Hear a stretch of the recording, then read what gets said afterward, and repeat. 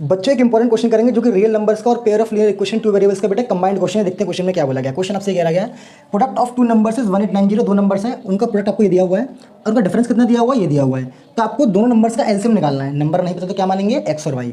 तो मैं मान लेता हूँ let the numbers be X and Y then according to the question. अब देखेंगे क्वेश्चन के अकॉर्डिंग। वो कह रहा है कि इन दोनों का जो प्रोडक्ट है वो कितना बेटा 1890, पहली इक्वेशन।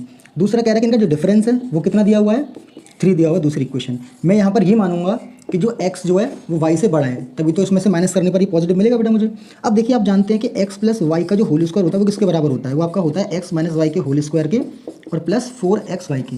कुछ नहीं करना, इन वैल्यूज़ को सब्स्टिट्यूट करना है। x माइनस वाई कितना 3 का कर देंगे स्क्वायर प्लस 4 इंटू 1890, 3 का स्क्वायर कितना हो जाएगा 9 प्लस 4 इंटू 1890। बिल्कुल ध्यान से देखना बेटा, इसमें से 9 कॉमन लूँगा तो अंदर कितना बचेगा 1 प्लस 4 इंटू 9 कॉमन निकलेगा तो कितना हो जाएगा 210। क्या आपको चीज़ समझ में आ गई? अब बिल्कुल ध्यान से देखिएगा बेटा। तो यहाँ से x प्लस वाई का जो होल स्क्वायर होगा वो मुझे क्या मिल जाएगा, वो बेटा मुझे मिल जाएगा यहाँ से 9 और यहाँ 1 प्लस इसको मल्टीप्लाई करेंगे तो कितना होगा 841। तो कितना हो जाएगा मल्टीप्लाई करेंगे, इनको ऐड करेंगे तो कितना हो जाएगा आपका, ये आपका 840 हो जाएगा। कितना हो जाएगा आपका 840, इनको ऐड करेंगे तो कितना हो जाएगा 841।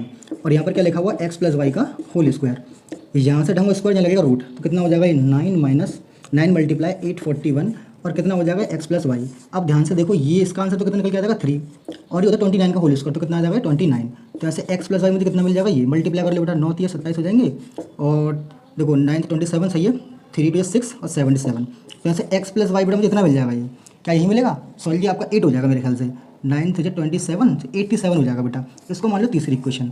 अब आप इजीली x और y निकाल सकते हो इस वाली इक्वेशन की हेल्प से, इस वाली इक्वेशन की हेल्प से। x माइनस वाई कितना दिया हुआ है बेटा आपको 3 दिया हुआ है, ये आपकी दूसरी इक्वेशन थी। ऐड करो, कट जाएगा तो 2x के बराबर आ जाएगा बेटा ये 90 के, यहाँ से कटेगा ये 45 टाइम्स, तो x कितना आ जाएगा बेटा आपका 45। एक बार अगर x 45 आ गया तो 45 को देखो आप यहाँ रख लो चाहे यहाँ रख लो, मैं यहाँ रख लेता हूँ। तो 45 minus Y is equals to 3। तो यहाँ से मुझे y कितना मिल जाएगा बेटा, ये y मुझे मिलेगा यहाँ से 42।